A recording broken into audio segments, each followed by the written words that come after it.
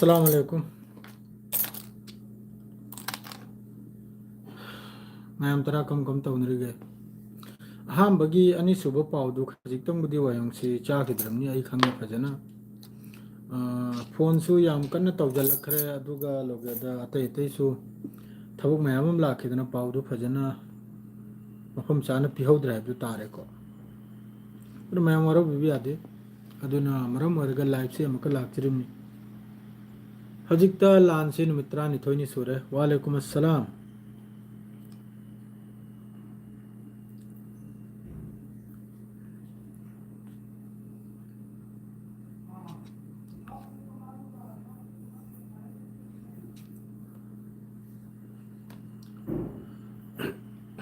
वालेकुम अस्सलाम चाक चारे पाउ नुंगाइबे लेब्रो पाउ नुंगाइबे अदुम थोक चिरकचनी द पाउ नुंगाइबे बु यौंदो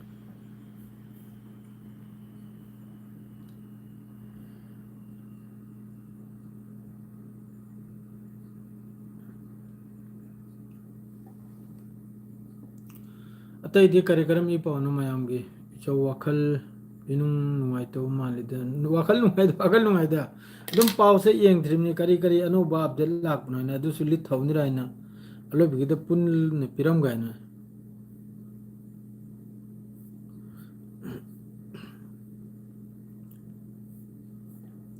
इजराइल की तरफ तगी कैनोम सिरी याम साथीना लेबनान सिरी याम साथीना स्ट्राइक से तौरी होजिकता इजराइल की तरफ ते सुलेब लेबते लेबनान सी मखोई पूरा लवजल लगाएं करा खल्ली ब्रा ना होय अदुगुम बै फिफम दनी लाइसे जिस तरह होजिक कनम तौरसे लेबनान से मखोई ना स्ट्राइक तौरी से यामना कन्ना लेबनान मनुंग से स्ट्राइक से तौरे अदरेदी ईरान की तरफ तगी 39 सुबा कैनोम सु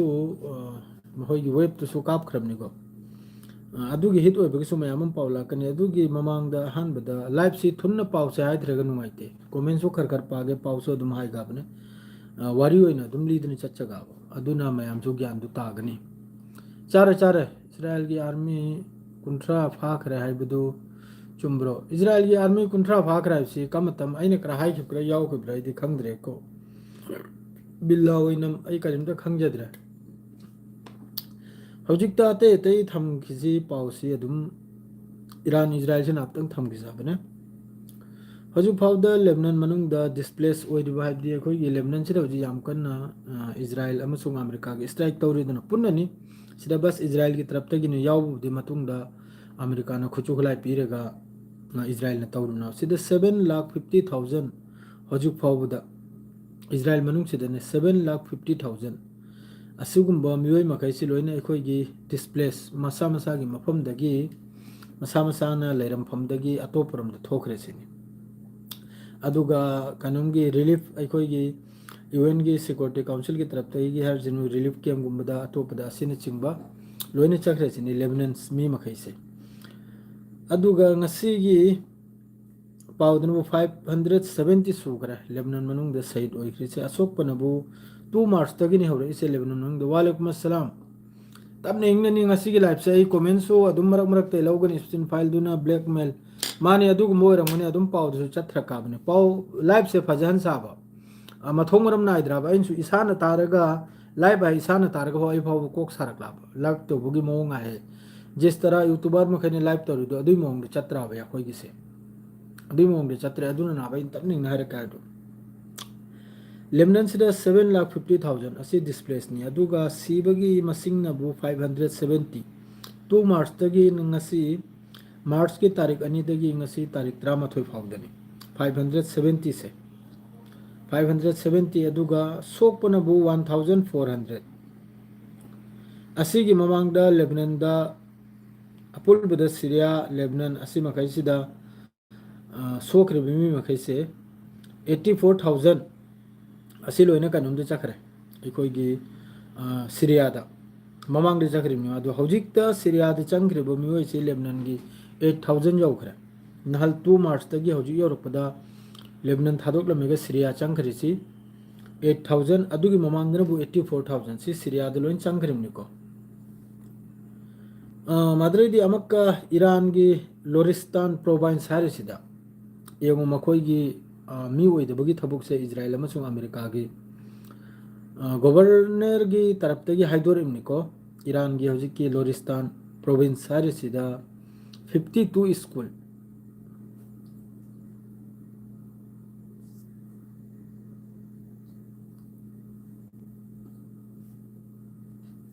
ईगल G5T आई नंगु ब्लॉक तौरनी सेंगना हाइबदा आईदी डायरेक्ट ब्लॉक तौबीनी दो eagle G5T eagle G5T I block तौबगी मतम यौखरे नंगु करी गाइबदी आई सेम आई क्लियर वानी को याखोई दी चुमन पाउ पीबनी अदुगा थुन्नी याखोई साउगल्ली इसेंग सेंग बिवानी करी गाइबदी आई तोलोब फंगी अल्हम्दुलिल्लाह आई तोलोब लुपा लिसिंग हुमफुत्रा मरफू लाख अमगी नकयाद फंगी इसेंग सेंग बिवानी आई इसेंग सेंग बिवानी आई तोलोब फंगी सिदा आई मयामगी पाउ दो अखोई मणिपुरी लोन सिना आई मयाम द तहल बथोड़पनी सॉरी सो हाइबी गनो सॉरी हाइबदु आई नबु हेन इकाई नहांग सॉरी हाइरपदो सेंग नाइबदा आई तोलोब याम फजन फंगी अल्हम्दुलिल्लाह हेल बजु फंगी याम फजन फंगी आई मयाम की पाव से मयाम द फजन योखन जगाइना मयाम की खिदमत दुआ खजितंग लो जगाइन थोकलपनी सिदगी पैसा ताल फकी नते दर पाव से अदुम ताथसि मया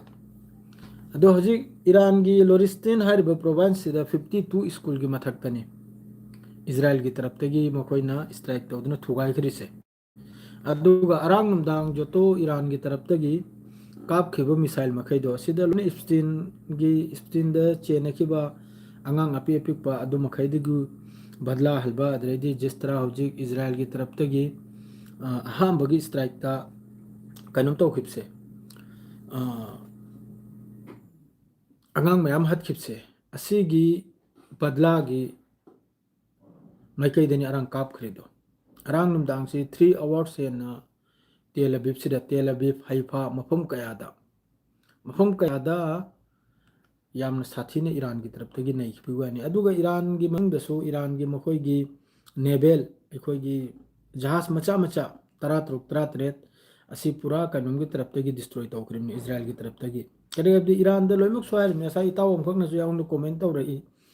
ईरान की कनुम की पाव हपीरमद्राइना जहाज डिस्ट्रॉय तौबगी चुम्मी ममांगै दैना हाइदोखरमनि ईरान की एयर फोर्स सु लोइखरे एयर फोर्स सु लेते ईरान द करेगदी मोइद एडवांस फाइटर लेता बा एक नंबर द 2 नंबर द ईरान द नेवी जिस तरह जो अमेरिका की एयरक्राफ्ट कैरियर लेरिबा हम लेता बा ईरान द अदुन ईरान द नेवी अमसुंग एयर फोर्स दी लेतबगे चप मानरिमनि सेंग नाइब द ईरान की पावर से करी नाइब द बस मिसाइल से खक्तनी अदुगा रेसिडेंटल कमर्शियल यूनिट असिनबु 2500 निको लोरिस्तान हरबा हौजिकी महोगी प्रोविंस सिदा इजराइल की तरफ तगी डिस्ट्रॉय तौखरिसे रेसिडेंटल अखोगी बिल्डिंग गुंबा अमा कमर्शियल याउना अखोगी मॉल गुंबा सिपुना 2500 अदुगा लोइनना स्पोर्ट सेंटर तराहुम थोयमसु से इजराइल की तरफ तगी ने तला तला ईरान से मसी हमदगी अखोगी कनुम तोरपोगुमनने अदुई फिबम देनी मोइना तौजलैसे मखा थंगबद्रबु अतैसु पाउ मयाम लैरि आई अहांबा अल जजीरा की अपडेट से हमतंग इंथोगी गाइने करिगुंबा अहेलबा करिगुंबा हरावबा पाउ क्रा लाक्रानि सिददि अयामबदा अल जजीरा दा हुजिक थोगलैसे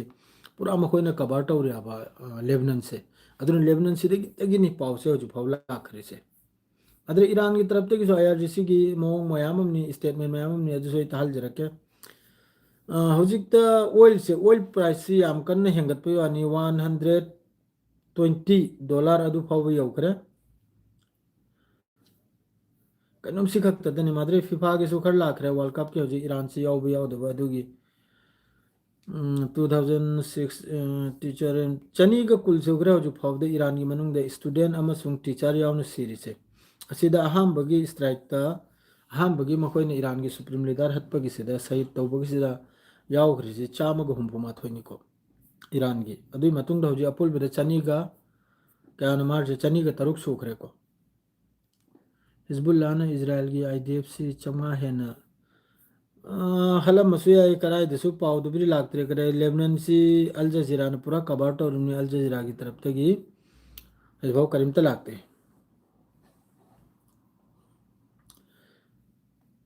ईरान आईआरजीसी की तरफ तगी बसेल अनी अखोई जहाज मचा अनी ꯑꯁꯤꯒꯤ ꯃꯊꯛꯇ ꯃꯈꯣꯏꯅ ꯁ꯭ꯇ꯭ꯔꯦꯠ ꯑꯣꯐ ꯍꯥꯔꯃꯣꯁꯁꯤꯗ ꯐꯥꯌꯔ ꯇꯧꯔꯒ ꯗꯤꯁꯇ꯭ꯔꯣꯏ ꯇꯧꯕꯒꯤ ꯄꯥꯎ ꯑꯃꯁꯨ ꯂꯥꯛꯏ ꯁꯤꯗ ꯄꯥꯎ ꯂꯥꯛꯂꯦ इजराइल की तरफ तक कंटिन्यूली को लंच एयर स्ट्राइक से लेबनान दा अदुगी लोइनना माद्रेदी सोमदरा हिजबुल्लाह की तरफ तक अमक्का इजराइल की आर्मी की पोजीशन साउथर्न लेबनान दा ग्राउंड अखोगी ऑपरेशन अमसुंग रॉकेट जाम सातिन कापी माद्रे सोमदनबु इजराइल कर्ट्स की तरफ है इसनबु यूएस का अमक्का जॉइन ईरान की मनुंगदा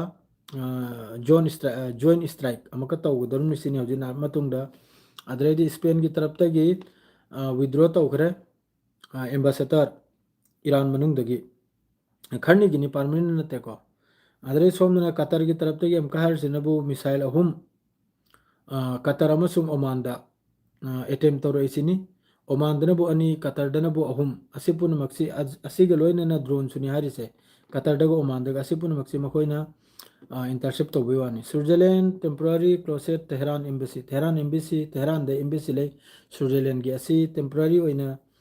खरनितंगी ओइना क्लोज तौरेसिनी अदुई मतुंगदा इजराइल की तरफ तगी अमका एयर स्ट्राइक हिट तैयार हरफा साउथर्न लेबनान सिरी यामकना कइनों की तरफ तगी तौरिको अदरे सिदनबु अमका नौना अमका पेट्रियट लॉन्चर डिप्लॉय तौरेसिनी near NATO radar base in Turkey दा नेटो की राडार ले मारे बेस अदुगुंबगी मयादा पेट्रियट की लॉन्चर डिप्लॉय तौबगी वानी हारिसे अदरे मखा ताबदनबु ईरान की तरफ ते हारिसिनबु खतल अल अंबिया से असी की तरफ ते हर रेडी दले विसिनी थाव की ममल से get ready for oil to reach $200 per barrel दा असी और वानी ईरान की तरफ ते वार्निंग नि थारे से ईरान की तरफ तक ने वार्निंग नि थार से अखोई क्रूड ऑयल से $200 यौनसिनी पर बैरल दा खत्म अल अंबिया असी की तरफ तक ने असी मखोई की ईरान की एयर जैसे कि यामन चाउग्रबा अखोई की हौजिकी सेटकॉम हाइंग्रा लेडो अदुगुमनी अदुगी तरफ तक नि मान लाउथुरैसे two wounded Israel drone attack on southern Lebanon से याम कने इजराइल की तरफ तक स्ट्राइक तौबम तौरिको सी करी मरमगनो खंगद्रे आई वखलदा लेबनान से पूरा अखोई की थुपचल खिबगी मवंगदनी मखोइने स्ट्राइक तौदुना लाइसे अदरैदी ऑयल पुनमक तांखरे पोट पुनमक तांखरे कमेंट मुक पार्सी माद्रे पाउ मखा ताबा इन ममांगैदे येंजेखिबदे ट्विटर दे अदु मखैदसु लोइने पिरागे याम बाइगे कमेंट की पाउखुम पिरकपसे करी कमेंट दु करी नोई खंगौद्रे पाजरक लेगे सोमदे नखोइसु उरिम नत्रो आई सोमदे येंगले अदु सोमदे येंगले कमेंट कम येंगनी हजिकतै कमेंट उरिम नि पिरकलो खर कोइना सोकपना पामी मरमदी इजराइल तुमनबा ब्रो मानी मानी खर कोइना सोकनब पामे माने असेंगने खर कोइना सोकनब पामे खर कोइना सोकनबसिदा वाम लई भाई अमेरिका की मीना हटली हाई उक्तैना करीनो नंगने इरसे मोल बिजु बेरै ज्ञान ताद्रे ताद्रो नाब कराय रे ताई नहीं ताद भन bro very serious case and would problem for Meiteis and Manipur माने माने माने गैस की प्रॉब्लम जी ओइदोरिमनी मैतेइ त नते लोइमक ओइगदोरिमनी सिरे वारे दुलेमक वागदन ब्रो इजराइल की ऑफिसर कयाम सिरे एंगो इजराइल ऑफिसर सिसु ईरान की टीवी दगी मखोइना मक हिट लिस्ट अमे जारी ओइखरबनी असिदा नेतन्याहु ग्रा लोइनी यावरमनिको अदुगी दुनुबु फोटो दोइना पाउदा अदुम थेचरागे हिट लिस्ट अम थोखरबनी असिदा महोई जायनीस की मकोक चिंगनब कयामसु यावरमनी कनोंगी इजराइल की ने डोनाल्ड ट्रम्प सिरे हाई अमेरिका की मिनाई हटली है कनाना डोनाल्ड ट्रम्प सिरे हाई डोनाल्ड ट्रम्प लैरिदा वालेकुम अस्सलाम यामना नुआई गुड ईरान चुम्मबो कनाना डोनाल्ड ट्रम्प सिरे एंगो कनम मोलबी जुबेर कनम तारो ओइरोइदबा कमेंट तौनरोसिको असेंबवानी फजे फजे वादो अदुगा कमेंट तौनसे अदुगुंबा डोनाल्ड ट्रम्प सिरे खोले ग्राक्तो अदु मीन ताबदसु पाबदसु नुंगाइतबो कमेंट नि अय अदुमाइन लौजनी करगाइदी ताबदसु खजिक्ता अखोइगी सेंस यावबा कमेंट दु तौबिरगदी याम फगनाबा अचुम अचुम्बो वादो जो खंगजदबा अइना खंगदबदसु नखोइ मयामदे खंगनिंगी नहोइना खंगनिंगबदसु अइना खंगनजगे सिनी अदुगा जिस तरह ngasi ईरान की सरोकता तेहरान की लंबी द जिस तरह ngasi की पब्लिक मयाम तिलखरेदु मखोइ की लैखिद्रबा कमांडो कया माद्रेदी मखोइ की सीखरिबा अंगांग कया शहीद ओइखरिबा अदुबु विदाई पीबगी अलोइबगी जाना जागी मवंगदा जिस तरह ngasi तेहरान मनुंगदा तिलखरेदु अदुदसु याखरे अदुगी मितिल दुरसु अमेरिका के काबक अमा हलग्रमनी अदुगी मितिल दुरसु इजराइल की काबक अमा हलग्रनी हुजिक की लान की मतंग से इजराइल सु नानथोकनिंग याम कन्ना हुजिक माइकई मेरी दगी पेसार से पीरमनिना ब्रोना अमेरिका मचा ओरमलदी ईरान की सपोर्ट पीगनिरा अमेरिका की मचा ओरम तारगसु मुसलमान अमो ओरम तारगदी अमेरिका मचादुना अदुना तोंगा लोइग्रे अमेरिका द पोकपो ओरमबा अमसु मुसलमान अमो ओरमदी ईरान की सपोर्ट तौगनी अदुगा अतई धर्म द पोकलपोडी अदुरी मसा मसागिनी करिगादी अतई धर्म द पोकपो ओरगसु अमेरिका द लेबो ओरमगसु अइगी दिलिमान न ईरान बु सपोर्ट तौगनी करिगादी हौजिकी लांचदा अस्ता वाल न सुखंगी ईरान की अलाल बलई टाइप से जिस तरह लान हो रही से सिदे ईरान के अलाल बलई टाइप से लोइमक सुखंगी अस्ता दुनिया हौजी ईरान की मतुंग दनी बस ममांग द मखोय मखै सिगी फाइल से स्पिन फाइल से यावबनिना मरम ओरगा फोंग न सपोर्ट तौद्रिनी हौजिक ते ईरान बु स्पेन फजन सपोर्ट तौरी स्विट्जरलैंड सपोर्ट तौरी असुम तौद्र मयाम म ईरान की सपोर्ट तौरी नॉर्थ कोरिया सपोर्ट तौरी चाइना सपोर्ट तौरी रशिया सपोर्ट तौरी असिदे लेरिबो मखै सितनी ईरान बु सपोर्ट तौद्री से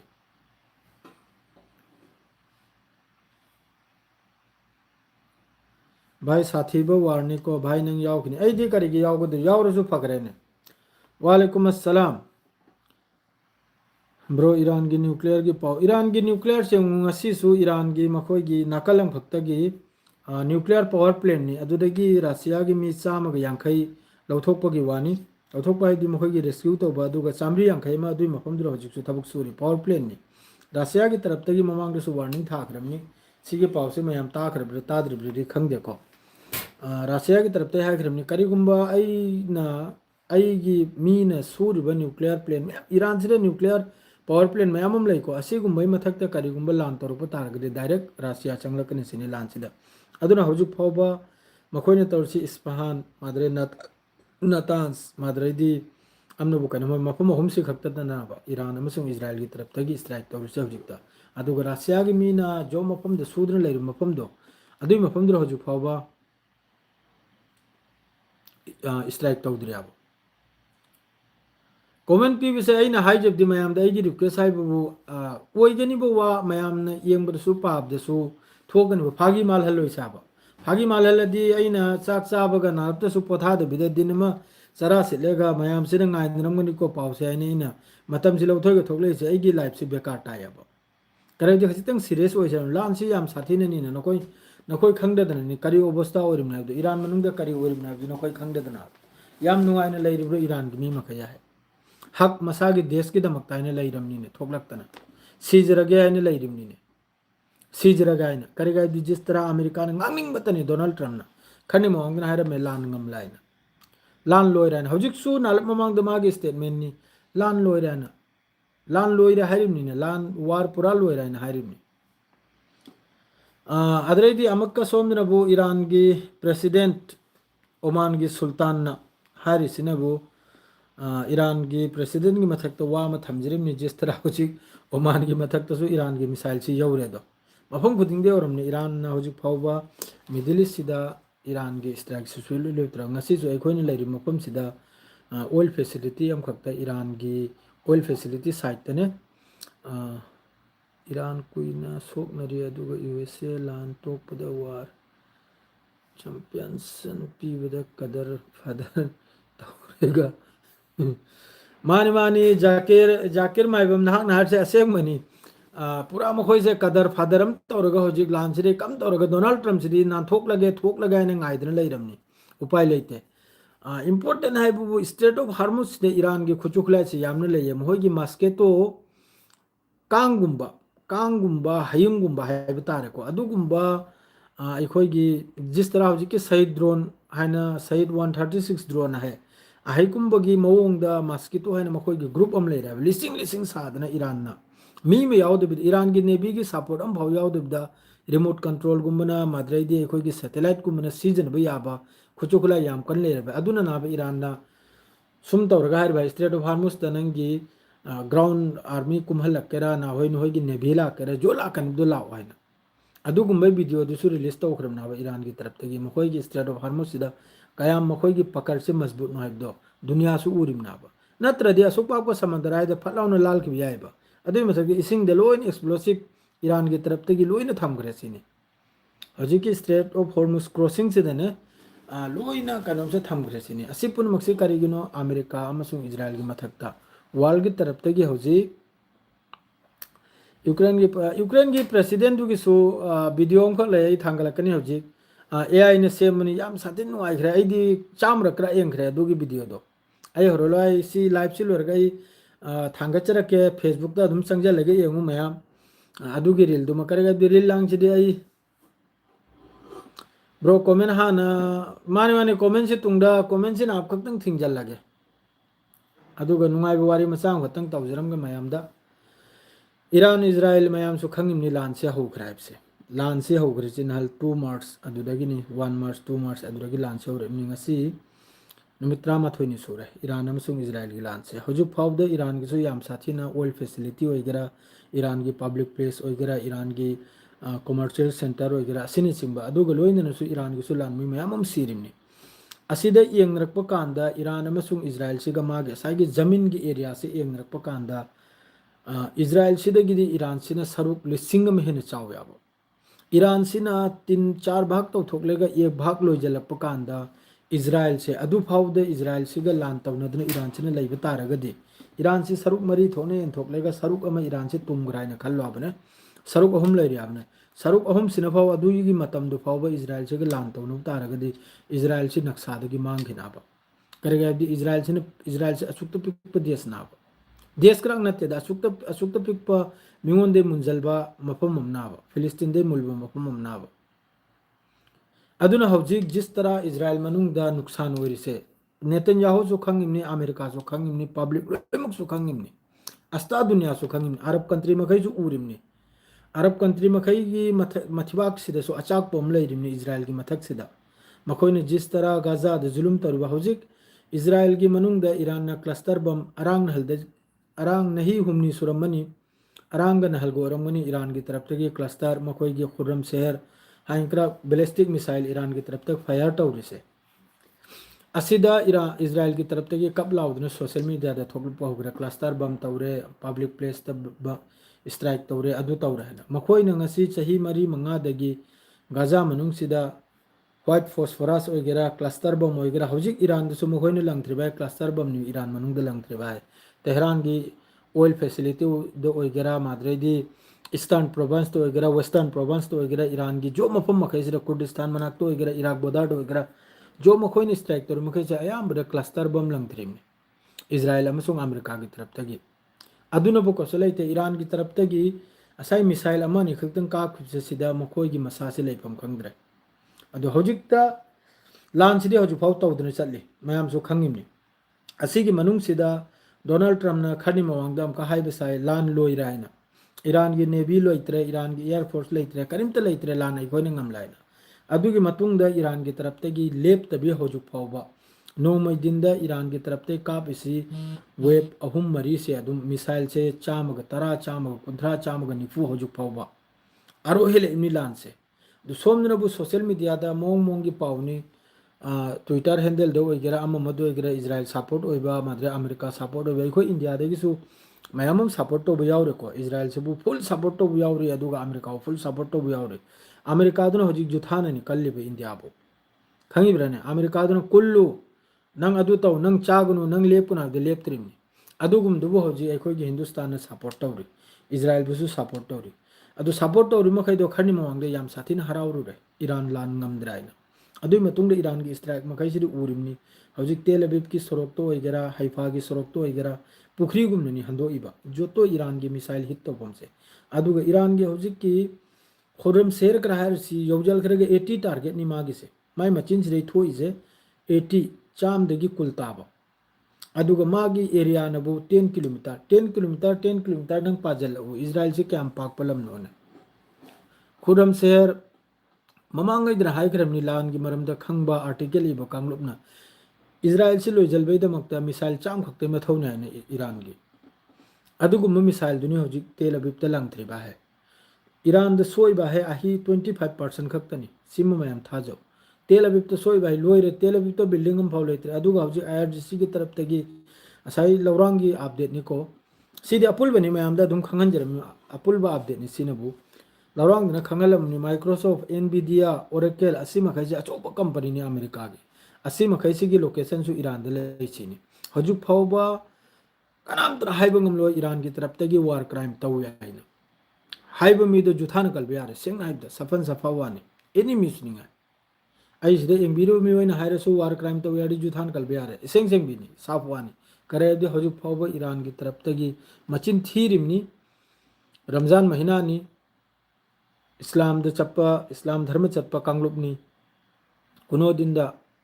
अल्लाह नाराज होइबा थबक तौर ईरान हजु फावबा ईरान की तरफ ते ओनली अमेरिका की मिलिट्री फैसिलिटी अमेरिका की सोल्जर लेफम आईडीएफ की हेडक्वार्टर मुसाद की हेडक्वार्टर असिगुम्ब खक्ततनी हजु फावबा ईरान की तरफ ते टारगेट तौरिसे अदुगा करिगुम्ब सोइगिदना मिसाइल दु इंटरसेप्ट तौखिबा ना होय लंबी भटकी खिबा अदुना मरम ओरेगा बॉम्ब शेल्टर गुम्बदा अदुगुम्बदा तारोइमनी अदुना तिबदा हजु फाव ईरान की तरफ तगी सिविलियन मफम दे स्ट्राइक तौगाइन तौरदि हजु तेल अभी अम तसुलैरो ईरान की अहम बदगी लान होरकपदगी हजु फावदा ईरान की टारगेट मखैसे मयामसु खंगिदुनी जिस तरह अमेरिका अमसुंग इजराइल न तेहरान मनुंग दे स्ट्राइक तौरिदो अदुम तौदना ईरान न तौदाबा ईरान न होरकपदगी मागे असुक यामन मी सिबगी मतुंग द फावबा सुप्रीम लीडर सिखरबा स्टूडेंट सिखरबा अदुगी मतुंग दसु ईरान न अहम कमन डिस्ट्रॉय तौरेसे अमेरिका की राडार पुनमक मिडिल ईस्ट द लैरिबा थार ओइगेरा पेट्रियट ओइगेरा असि मखैसी लोइना डिस्ट्रॉय तौरे अदुई मतुंग द अमेरिका की बेस पुनमक डिस्ट्रॉय तौब होरइमनी ईरान की तरफ तगी पूरा अमेरिका सिबु अखोगी लंगरा हैबदो पूरा मखो मखु यावदो सेमिनाबा अदुई मतुंग द कइनो तौरेसे अमेरिका की सोल्जर बेस थादोएगा लोतना लैरिबा होटल दा बहरन की होटल दो ओइगेरा हौजिक याम कन्न दाबी तौदना हारिको ममांग दा क्राउन्स प्लाजा दा बहरन मनुंग दा ईरान की तरफ तगी स्ट्राइक तौबसिदा मी चाम खैरोम सीब नत्रे सोकपगी वानी सोल्जर से अमेरिका की अहमबगी बहरन दा क्राउन्स प्लाजा है स्ट्राइक तौखिबनी अदुर मी चाम खैसी सोकप मसुंग सीबगी वानी हौजिकती अमेरिका की तरफ तगिसु मखोइना एक्सेप्ट तौरप मयाम यावखराब मखोइगी मफम तरा तरेत अमेरिका की मखोइगी लोकेशन मखोइगी बेस तरा तरेत मिडिल ईस्ट पूरा डिस्ट्रॉय तौगरे अदुगा मिडिल ईस्ट मखोइगी राडार मखै लोइना डिस्ट्रॉय तौखराने मखोइगी तरफ तगी न्यूयॉर्क टाइम्स तो फोंदोरप पाउनी अदुगा मखोइगी लानमी हौजिक चाम खै चनी एनु ईरान ममांगै दे हारिसे कुवेत तो ओइगेरा कतर दो ओइगेरा बहरन दो ओइगेरा सिदा अमेरिका के सोल्जर मैम सो याइबसे मासिसु मखोइगी तरफ तगी एक्सेप्ट तौरखरबनाबा सोक पसीबसिगी अदु ईरान ने जो दाबी तौदना हारिदो अदुम हारिमना ताबा ओइबुदुना बो हारिमनाबा मथक्तगी मिसाइल स्ट्राइक लायगा मखादगी मासुम वीडियो चिंगिमनी अदु डिमांड हिट ओरपसिदा अतै मी मखैदु सोकलम लोइरो अदुगुम पाउ मयामम लयाबा सिदा अमांग बस इजराइल अमेरिका गिनी कमेंट से अमतंगा हांगदोगे कना कना करी हरमंगे केस बिरयामी सुदान की पाउ पिरको सुदान की नहल ममांग द थोकलेगा हाई ग्रमनी सुदान की आर्मी ईरान की फुल सपोर्ट ने ईरान की दमक लान तौन बै रेडी ने सुदान एवं सुदान सु ईरान की मतुंग दनी मसर सु ईरान की मतुंग दनी मदुगा हौजिक सिदे लोम तेना लेप खिद्रेसे अखोइने लेरि मफम अदो अखोइने लेरि मफम जु लेप ताइना कम हाइनी हाइबे यारो लेप ताइना कनामत्र हाइबे ngमलो लेपते ईरान बु सपोर्ट तौ दे हाइबे यारो करि गाइबदी कंट्री अमगी मथक्ता ईरान ngasi लेपतबी स्ट्राइक तौर इमनी ड्रोन अमसुंग मिसाइल कैप्चर इमनी मिडिल ईस्ट ngasi नुमित 38 नि सु फावबा हौजिक फावदा हौजिक रनिंग द फावबा ईरान की तरफ तगी मिडिल ईस्ट स्ट्राइक तौरे हौजिक फावदा हौजिक पाव पीरी मगी तंजा से द फावबा अदुगसु मिडिल ईस्ट की तरफ तगी ईरान की मनुंग द लुंगम लंगजंद्रिमनी अदोदे कम सपोर्ट तौ दे हाइनी यावरो याने क्लियर हाइदो करे डोनाल्ड ट्रम्प ना मखोइदे रिक्वेस्ट तौ अरब मखैदा नखोइ जो अखोइगा लोगेदला ओ अखोइगा जॉइन तौरो लान चाइना साफ क्लियर ने अखोइगी लान नते अखोइ यावरो याने साफ क्लियर ने अदोडी मनुंग दो वाले जे साम वाले अदुई मथक्ता सिदा लैरिबा इस्लामिक कंट्री मखैजी चाक्तना लैरिमनी जिस तरह इजराइल की तरफ तगी गजा मनुंग द मखोइने जो तौखरे जे जेनोसाइड तौखरेबो मादरे अंगांग अपिक सही मंगा त्रुक सुबमगी हक्सांग सिदगी नोंमै मरु तरा मरु क्रा फंगबार से सानरिब्रो अंगांग नुंसीग्रबा अंगांग मा अदुगी मसादगी नोंमै मरु तरा कुल फंगयाय मादरे जोतो अंगांग सिसु यूएन की तरफ तगी मादरे मखोइ हौजिकी मेडिकल लैरिबा हौजिकी जो मतेंग तौरिदो गजा मनुंग द अदुगी तरफ ते हाइरेमनी angang ape pi pasigi makok ta sinada akhoi gi postmortem tawbada makok ta gi sinada gi maru phangya nongmai maru adu adi ang khro makhoi ji minung silai ribra makhoi mai ji minung silai ribra ada asa itaw amna su yang onda manipur da lan taw na khibagi matang da wama irakta na sa ju facebook to wama ningsing lakte phongdorak tane kaya rak phongdo hairim no kari mong do phongdok sarim na hairak lo takpirak lo yang onda makhoi makhai se angang hat bani angang hat pagi I ni ana bar bar hai khiram hojik su israel gi taraf te america gi taraf te gi iran manung da karai dun strike tur ba school de yang ro aduga hojik ta lemikto ne latest hai bu america li thok pagi yam kan ho nari israel ne yam kan chingjal israel ne sum ulim ni to nangi file sira ya ne thok pa yar wa na hajuna sum ulim ni nangi file sira ya na donald trump da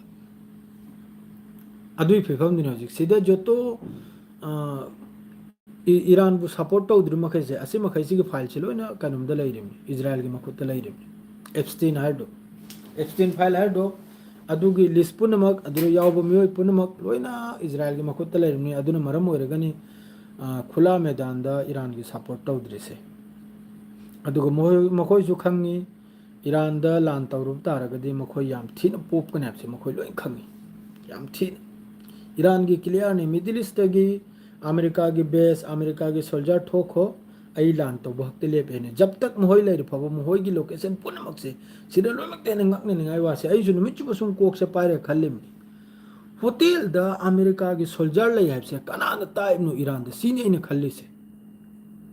फलाना hotel दा आई सी बेहरन दा चतन ले ना बा आई सी बेहरन दा कम से कम चमंगा रो मने ने बेहरन चली से हौजिक की जोतो मखोनी स्ट्राइक तोरी मफम मखै दो अदुगी गली दु नुमिचु बसम में गई चलिमनी हौजिक की मनामा गी मखोइना क्राउन प्लाजा क्रा हाइबा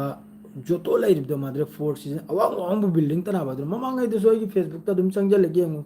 अदुरा बेहरन गी नाइना उले इब बिल्डिंग मखै दो अदु मखै दुना बा अदुदा अदुगुम बिल्डिंग दुदा लाइरेगा कम खंगिम नो ईरान सीने इन खल्ली से कम नो मखोइना लोकेशन से करोम दे गी लौथोरे इमनो अमेरिका की फोर्ट्स अदुगुम बिल्डिंग दुर लोतन लयना अदुगी खर मतुंग लोमदना अखोइगी मनामा दे खजितंग चंगल लेगना मोहरक हानि ले अदुदना बो अखोइगी नत्ता पादो तौफमनि खंगिब्रानि मयाम अदुम खंगिरो ग्यान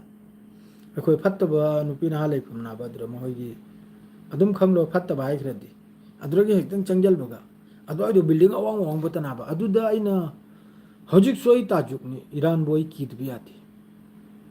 आते मयाम अदुगुम्बा गली गुनाय गली ग्राक तो सुरुक तपि इने अदुगी होटल ग्राक चंफम अमो ग्राक चंफम दो लंबी दो अदु यम पाप नते कुनो स्रोड वन वे नि गाड़ी खक्त गिनी अपिक मफम ना बा अदुगुम मफम दुर ईरान की ड्रोन अदुसु एकदम मान लैरिबा मफम मागी अमेरिका की सोल्जर दो लैरिबा फ्लोर अदुदे हिट ओइरुने आई होजु फौता जुकनि खल्लुरेगा करोम दगिनो इंटेलिजेंस करोम दगी पावनो ईरान सिरे जवरुसे असिपुन मक्सी कनोंगी ईरान चाइना की अमसुंग रशिया की मखोई की इंटेलिजेंस ना असिगुम असी पाव पीद्रेगा ईरान की सुलैरिमनी मखोई की ढाका है कनो ईरान की सुलैरिमना बा मखोई ग्रुप अमने मुसाद कुमना अदुगुमना पाव पीद्रेगा करोम तगी तौगदरना सिने न खल्लिसे अमक्का मिडिल ईस्ट जॉर्डन दा अमक्का अनौबा राडारम को खिलबगी पावमसु अरांग थेंगनै सोयदमकी अदुसु ईरान की तरफ तगी अदुसु हौग्रमनी मखोगी मुआफिक हाइब्रा मुफाकिक हाइब्रा कनो बेस तो अदुरसु ईरान की तरफ तगी अमका स्ट्राइक से हौग्रमनी अदु यम असिदा होजि ईरान न लान तौनरे इसिदा ईरान की सपोर्टर हाइबु कनानो चाइना अमसुंग रशिया नि चाइना ने करि तौवी रशिया ने करि तौवी आइना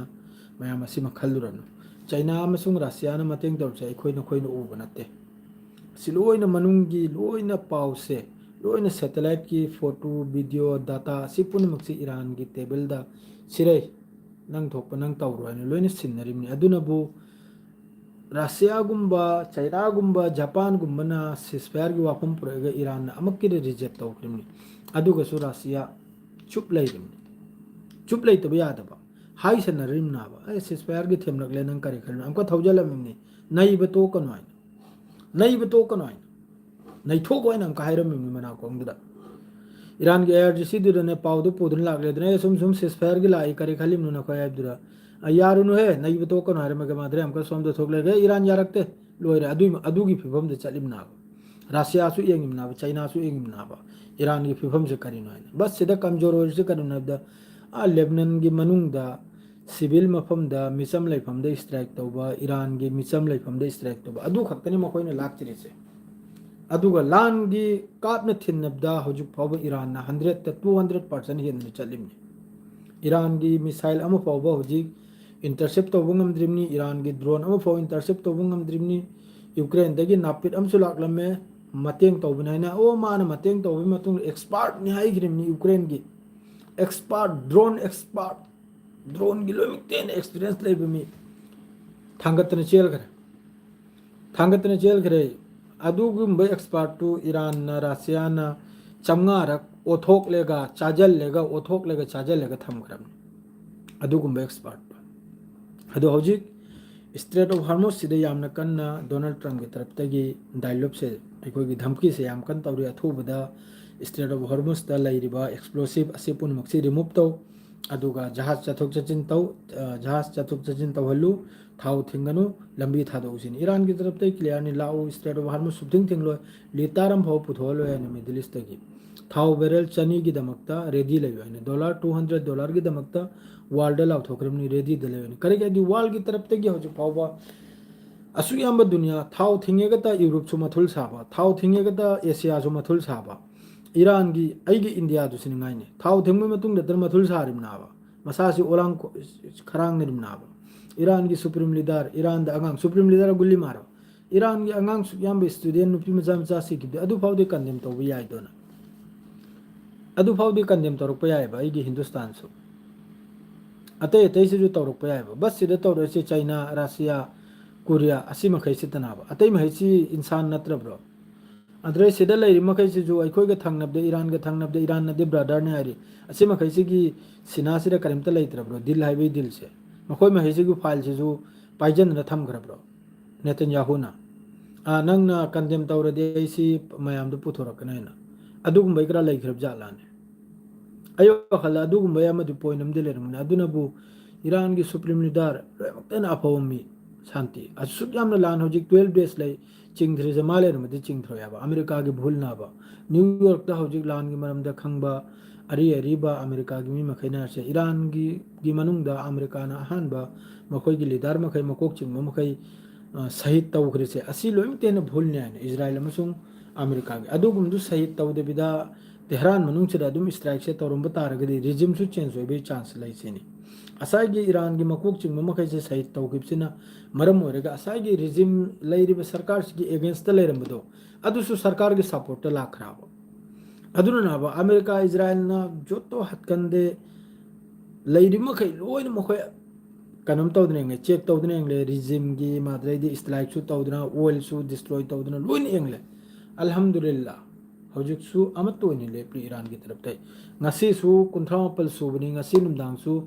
tel aviv ta mayoin hodun chakadon haifa su mayoin hodun chakadon hojik report khara matari babu tel aviv si gaza ga man rakla hai khra di mayam adum khantha dine ngo kari obostan hoy sok tam nate mayam na hari Iran की पाव Iran दस aina hai bar hai Iran दस बहुत नुकसान है Iran द मिली सिंग मखाई gi याद यो खरा सही दोरबा तेल अभिव तक क्या मखोई की रिपोर्ट मित्र हम दो खक्तनी सी विधि लिसिंग सीरमनी थोलक त्रिमनी सेंसर ले है कैमरा कनागुमना वीडियो रिकॉर्डिंग तौरदी करिगुम्बा हिट ओइबा मफमदा स्ट्राइक ओइबा मफमदा सही मंगा जेल $500 फाइन कनादनो था अदुम को हजिकती बहुत थोकलक ले तेल अभिव तै बहुत थोकलक ले वीडियो खांग मंगम देदनो थोकलेमनी मखोई की सेल्टार मनुंग ले चंगबुदरा मी मखैसे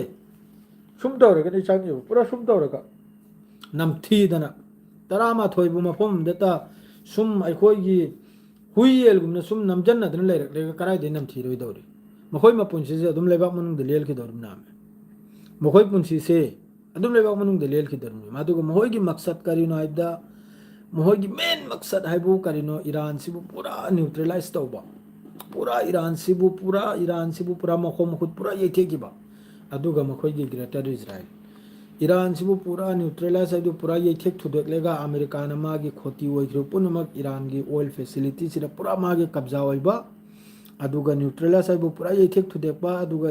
इजराइल की तरफ तक लेबनान से लौजल लेगा तला तरफ लागलेगा अतई मही सिगी सिसु लौजल लेगा मागी ग्रेटर इजराइल असिगी मनुंगदा मस्जिद अल अक्सा सहित तौथोलेगा असिदा मखोई थार्ड टेंपल हाइब्रा करे अदु साबा असि पुनमक्सि मागी प्लानिंग नि होजिकि लांची हौद्रिङैदा नेतन्याहुगी अदुमपु मखोइना खलम वखलदुगा ईरान न तौथोरइबगा अहिंग नुथिलनि ईरान की तरफ तक जिस तरह रिएक्शन लाइबा एक्शन की रिएक्शन लाइबा असि पुनमक्सि उरगा मासु ताजुकनि होजिकता नेतन्याहु ताजुकनि डोनाल्ड ट्रम्प ताजुकनि डोनाल्ड ट्रम्प नाइने पावरफुल कंट्री नि हाइग्रे नौजिकति ईरान से लोंगेन पावरफुल कंट्री नाइन अदुमपु मागी होजिकि अनौबा रिजिम की सुप्रीम लीडर आइमा याद है पावरफुल कंट्री नारे हमको याद है रिमनी अदु हमको वार्निंग सु थारमिनी अथोबदा नंग कनम तो wine straight of harms हांगदो wine हांग्रे दि नंगिना थक अचोब लान ला ने सिकुम मंगांगनिंग बत ngangiमनी ब्रो मया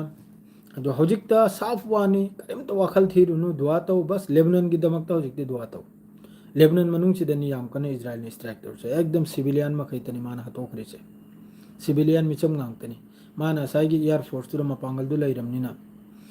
असोल ईरान द तौरुचुन ईरान द मक्तम ग्राउंड पर्सन दु चंगना तौरुचुन येंगेदन माना पावरफुल नेना होजिक इसै सकलिम मखैसे अमक्तंग येंगाबो अद्रैदि होजिक इंडिया की कनोम खरना गुलाम खरना इंटरसेप्ट तौरदि तौरेना चंगने मुचो काम इंटरसेप्ट तौना तौदमना मी की मता लोइन थुगाय करे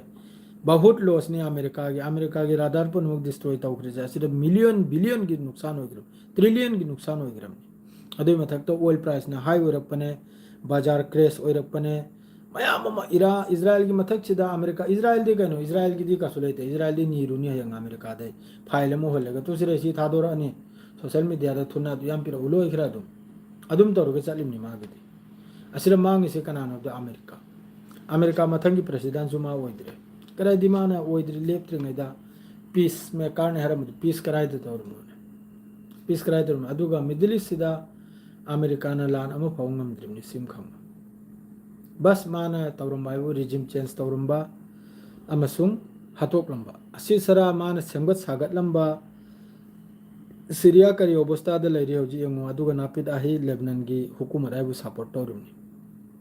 हजिकि सारा आइब्रे करी है सीरिया द लैरि बाय लेबनान करी होइखि सीरिया करी होइरे लिबिया करी होइखरे इराक करी होइखरे लोइम उरिमनि अफगानिस्तान करी होइखरे लोइम उरिमनि अदुना ईरान सी चाही कुल दगिने ईरान ने लांगले इसे 20 इयर्स तगिने ईरान ने लांगजल इसे थाम दे ईरान ने मिसाइल सारी सी चंगा चातरुक सा है थाम दे ने मोगी खुरम शेयर ग्राक से चंगा चातरुक सा है अदोडी यंगरो ईरान होजो अमेरिका दे शॉर्ट नि इंटरसेप्टर अमेरिका दे सुले इतरे इजराइल दे शॉर्ट नि मिडिल ईस्ट दे शॉर्ट नि कोरिया दे साउथ कोरिया दे की जापान दे की पुरक लेगनि माना कनम खिल्ली बाय होजि मागी पेट्रियट हाइब्रा थार हाइब्रा अदु फुक्तोक लेगा पुरे इमनि अदु सु साउथ कोरिया ने कंप्लेन तो होबि वाना बनंग नाइ गिदai फुक्तना पोखरा हौजि कोरिया न नॉर्थ कोरिया न इंगोन दलंग जला देना सोमनरो ताइवान दगिसु फुक्तना पुरा खरा अदुसु कंप्लेन सोमदे चाइना ने अन चंगजला दि कम तौना मथोंग नाइद्रमनि डोनाल्ड ट्रम्प पूरा मकोक पूरा ngawrimni फिफम सिदा हौजि की तंजा सिदा तौफम खंगद्रिमनि मा तौफम आइदु पूरा मागे सकल लाई येंगा बनि सोइद मंकी मयाम सुरंगनि पूरा मयेंग ताबुगुमना अनाब मी ओल खरम मसान सो हाइरिमनि आइगे अलाल बने ईरान द स्ट्राइक तौरुसे मसामंगना हाइरिमनि अदुनि इस्लाव सिंह पावोइने लाक्सरगे मथंग द सिहारगे लोइजरगे सलाम अलैकुम अमसुंग मयाम नापतंग पोथासी सिदा लोइजरे हा